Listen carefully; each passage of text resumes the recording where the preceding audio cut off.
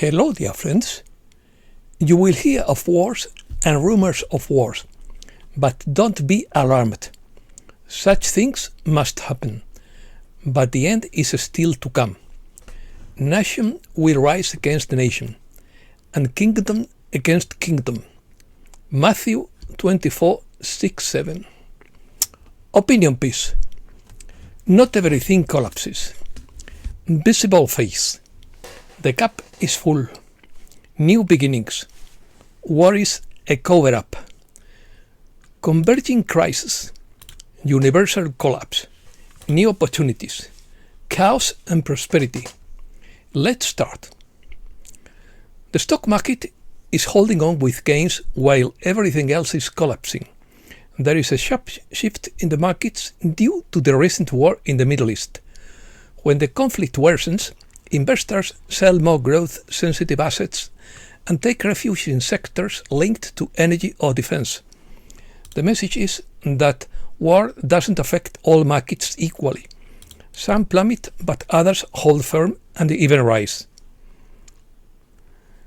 The cup is full, according to Jerry. A conflict in the Middle East threats against sovereign nations. Rising energy prices, debt limits, bank injections, and cryptocurrency pilot projects operating discreetly in the background.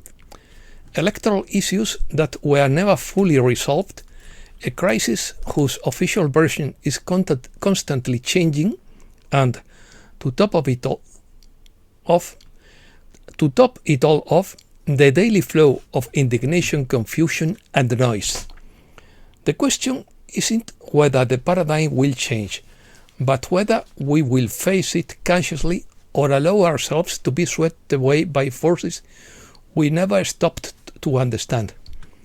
The feeling of being overwhelmed has a structure, and once you understand that structure, it becomes manageable.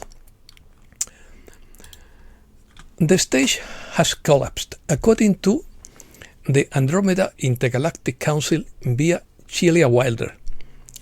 This moment is transformative on a grand scale, a moment in which the truth comes to light, exposing the deceptions woven through centuries of history. In this drastic energetic shift, you may experience fluctuations, bursts of intense emotions, even a sense of chaos around you. Understand that this is a natural part of the transformation process. Old patterns crumble, and this chaos creates the potential for new beginnings. Reset news. According to Mr. Poole, the transition is entering a visible phase. Over the next 72 hours, several changes in everyday systems may begin to be noticeable. Not everywhere at once, but enough to be perceptible. Short-term signal disruptions may increase. Mobile networks could become unstable in certain regions. Broadcast channels may experience brief interruptions or delays. Power fluctuations may occur in waves. These are not total blackouts, but rather controlled changes. Banking systems may exhibit erratic behavior, delayed transactions, temporary access problems, and unusual processing times. This is what happens when systems are redirected in real time.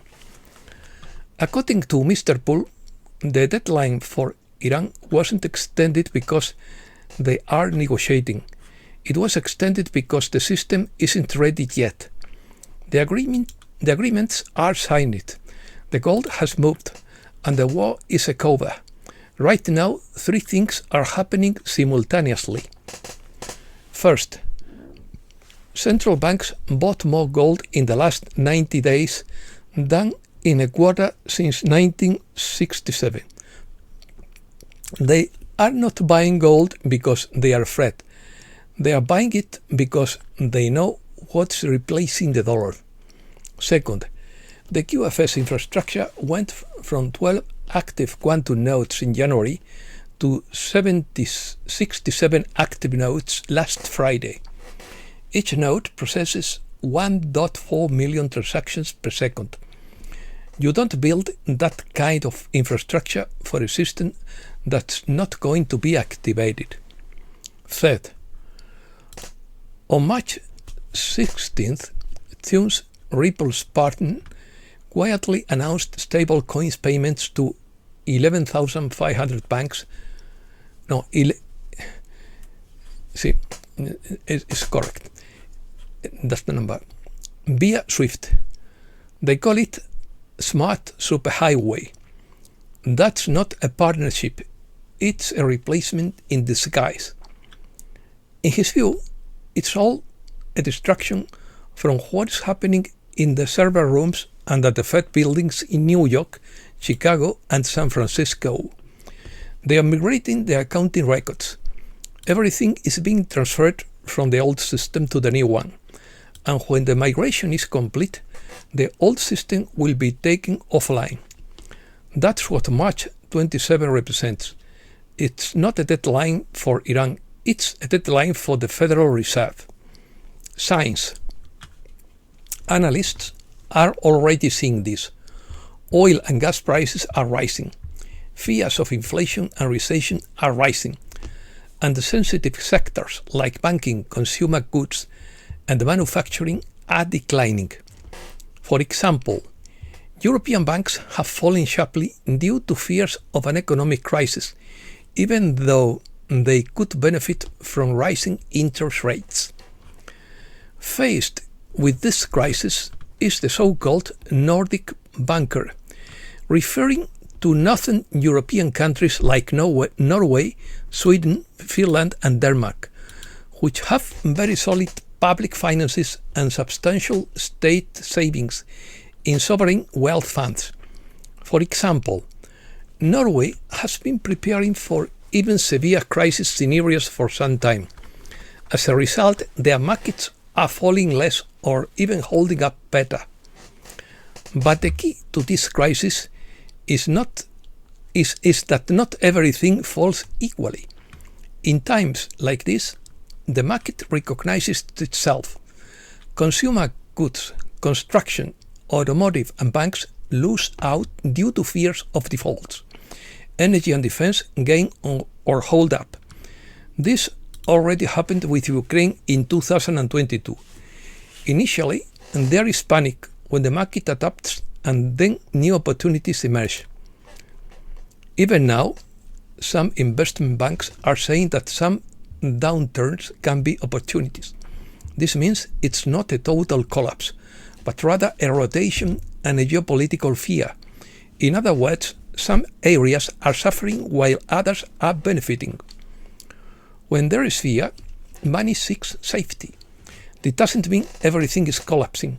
It means money is moving, leaving risk areas and entering safe ones. If you only see the color red, it seems like the end, but in reality, some sectors are rising sharply. That is, markets in crisis don't disappear. They are redistributed. If I had money right now, I would invest in energy because when oil prices rise, energy companies profit. Middle East. The Pentagon ordered the deployment of 2,000 paratroopers to the Middle East. The US sent Iran 15-point ceasefire plan. Iran doesn't trust Trump's offer of dialogue. Trump claims he's negotiating with Iran to end the war. Trump says Iranian representatives have agreed they will never have nuclear weapons, in quotes. Trump declares victory against Iran, but an NBC journalist refutes him. Iran dismisses dialogue as a deception and downplays Pakistan's mediation attempt. Iran threatens retaliation if its power grid is attacked. Tehran rejects negotiators while continuing its attacks. Heavy rains and thunderstorms are affecting parts of the Gulf states. According to Greg Reese, the US cannot open the Strait of Hormuz, which, as experts knew, would close in the event of war.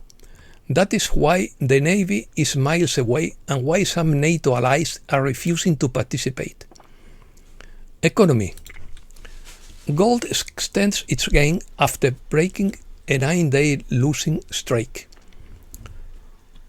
What at stake for the stock markets in this crisis is an additional 10% drop. Talks with Iran could shake up oil prices this week. Excuse me. Brent crude oil surpassed $100 a barrel again as attacks continue. Oil prices could soon exceed $150 a barrel. Qatar reports that its long-term gas export capacity has been affected. 2 attacks against gas infrastructure in Iran, according to an Iranian news agency. The conflict with Iran benefits tourist destinations outside the Middle East. The Philippines is the first country to declare an energy emergency. USA. California faces an energy crisis. The war has plunged into a strategic dilemma, according to the Global Times. The FBI warns of Russian attacks against Signal and WhatsApp accounts. Trump installs statue of Christopher Columbus at the White House. A green meteor streaked across the western US. Europe. The Rothschild Bank in Paris was raided as part of the Epstein investigation. Major oil companies warn of fuel shortages in Europe within weeks. The EU delays its proposal to ban Russian oil scheduled for April. Europe will need time before it has to beg for Russian gas. A European shipping company is preparing the world's first hydrogen-powered cruise ship. The Euribor rate soars to 2.65%, making all mortgages more expensive. Portugal joins the coalition of countries that want to reopen the Strait of Hormuz. Portugal is getting closer to declaring an energy crisis, according to the government. Portuguese students protest against university fees. The conflict with Iran is pushing Europe toward stagflation. Germany is withdrawing its Eurofighter jets and 150 soldiers from Poland. The Danish Prime Minister wins the elections but will have to form a coalition. European sovereignist leaders express their support for Orbán. Russia launches its biggest attack on Ukraine in weeks. Russia shoots down nearly 400 Ukrainian drones over its territory in one night. Spain. The IBEX remains cautious, awaiting news from Iran. Spain demands that Iran and executions and death sentences. Iran to end executions and death sentences. María Jesús Montero will resign imminently as minister. Spain is preparing a new multi-million euro protection package in response to the paralysis of the European fighter jet program. Teruel Airport becomes a bunker for civilian aircraft due to the war. Defense Ministry to declare military service a high-risk profession. Iberia seeks to transform travel through artificial intelligence. The government declares a state of emergency to implement the entry and exit system at the border with Gibraltar. Securitize, the Spanish crypto company that will go public in New York. Spain reaches record numbers of European patents and consolidates its position as an innovation powerhouse. The Catalan housing law is deemed unconstitutional by 2 reports.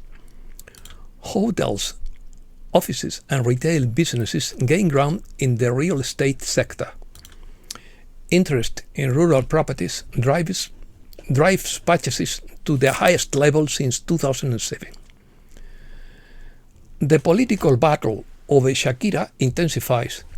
The government asks Mayor Almeida to cancel her concerts in Madrid until the safety of attendees can be guaranteed, in quotes. Leadership through critical thinking. We were taught that we had to choose between science and the humanities, but people are moving away from rigid categories because success is born from building bridges. Americas. Mexico has repatriated more than 1,500 citizens from the Middle East. The activist flotilla Nuestra América lands in Cuba with tons of food. Petro decrees national mourning for the military plane crash. 50 years after the coup, Milei reopens the debate on the dictatorship. Chile withdraws its support for Bachelet to lead the UN. Could Chile's nitrate industry make a comeback? Russia suspends ammonium nitrate exports amid the global fertilizer crisis. And that's all for today. Thanks a lot, dear friends.